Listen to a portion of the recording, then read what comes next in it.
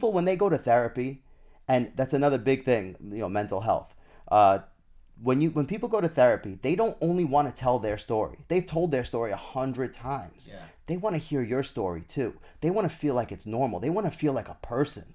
I don't know if a lot of therapists do that. Not therapists, group therapy. I mean, group therapy. Group therapy. Yeah, that's I don't think true. therapists are allowed to do that. Yeah, so And I've that's never messed seen up. that in That's that I'm context. telling you, They that's don't messed talk up. about themselves. It's messed up that they don't talk about themselves. Group therapy, though, you're right, and I want to hear why you think that's messed up also. But group therapy, they're also it's so they can relate to each other. That's like what I mean. You say something, it clicks in my head, or someone else might say something that you needed to hear. But that's exactly what I just said though. Is like that when I spoke to him and I asked him what he gives back, like giving back is not asking about them. Giving back is letting them into you as well. Yeah. You're a worthwhile person, and I mean this for everybody that's listening, everybody in the whole entire universe. Your life is worthwhile. For sure. And to share it with somebody, to feel comfortable enough to share it with somebody, that reciprocity goes a long way in building that relationship, so you don't have to convince anybody of anything. So I mean, it goes back to building rapport. That's what you're talking about. You build rapport with someone. That's the salesy term for it, because that is part of the training. And it's important. It makes them feel like you have a connection, and you do have a connection. I was going to say, like, everything about sales is so messed up because everybody thinks it's like this game where you're trying to get somebody to do something that they don't want to do. Even saying the words building rapport, it happens on its own. Yeah. If you just open your heart and share with people what your feelings are, what your thoughts are, what your experiences are. It goes back to experiences. Shares what your experiences are. That you don't need to build rapport at that point because you have it already. Yeah.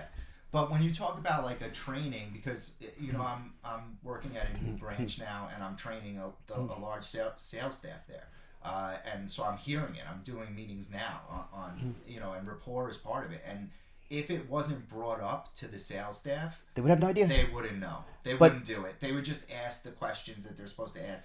And it's so much better if you tell them build rapport. They know what you're talking about. Converse with them. Get to know them. Let them know something about you, which is basically the same thing that you're saying. But in a sales meeting, I don't think they'll get it. What you're talking about with the love, and I get it. I got a way to do it, man. Because I know you don't want to build a room full of drones for whoever is the one who's taking care of everything and paying for everything. Right. You want to build good people that are pillars of the community and that are going to do good things for the community, not scam old ladies. You know what I mean? Yeah, of course. So the way that you can frame good it, people. The lens that you could frame it through is not to say to build rapport, but to say, let these people in. Like, this is a big decision that they're making in their life. Talk to them about yourself. And not in the frame of business. Like, there's always some entry point where you can say something to them about you that will help build the friendship with them. Absolutely. I was just talking to a client last week. He said he likes to read. And I had just heard on a podcast that I was listening to about some... I think his name's Jack Carr. He's a Navy SEAL. He wrote a book. It's like a Tom Clancy style book, like spy. That's cool. So I told the guy about it. I was like, I just heard this is a good book. Check it out. And he's like, I definitely will. I like those types of books. So like, I hadn't even read the book, but I just heard about it. So I used it. But you know what the key about that is? The key is that you told him that you listen to podcasts. Yeah. So now maybe he'll recommend you a podcast. Exactly. And he appreciated it. We talked about it for a couple minutes. I told him what I heard on the podcast. I didn't say I read the book, but I said I would, and I probably will buy that book on audiobook. Whenever you frame your lens as something being a tactic, already it's negative. Already it's going to have a negative view of it. Yeah. No, I just wanted to tell him. Not him. I'm talking about the sales team. No, I'm talking about the team. Yeah. I know. Like, you don't want them to go into this thinking that they got to do something that's hard. Like, just having conversations with people all day long, looking at your phone and saying, "Oh, I haven't talked to him in a while. Let me pick this up." Yeah. Instead of being like, "Ugh, another work call." It goes lengths in making you a happier person. It's hard though, because it gets balanced with the fact that there is a quota, and they are under some type of pressure. So. And that's a decision that's made above my pay grade. Well, what if I told you, because this is how I live my life, what if I told you that you would get less customers and probably make less money than the top salesperson at another company. But every single customer that you talk to, if they were ever going to do any type of business, would do it with you. Would you take that deal?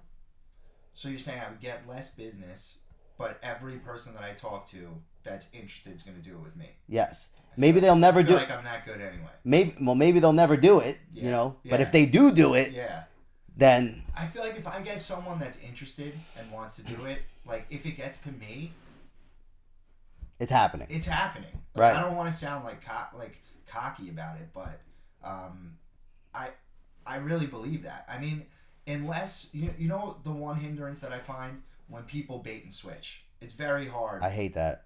Oh my God, I see it all the time. Worst. Like when you hear someone's getting offered a deal from someone else that you know isn't even possible, but nobody wants to believe that. Right. So in that scenario, I very rarely get. I almost never. I never. You can't convince them that they're not. Yeah, and you should let them do it anyway. anyway. But you should let them do it anyway because, like, why would you take away a better deal from them, even if it doesn't exist? Let them find out that it doesn't exist. You can tell them what your opinion is of it, but you're not trying to convince them to switch for something worse. Like, that doesn't make sense either. Right. And they don't want to hear it. They want to hear that they're getting it. So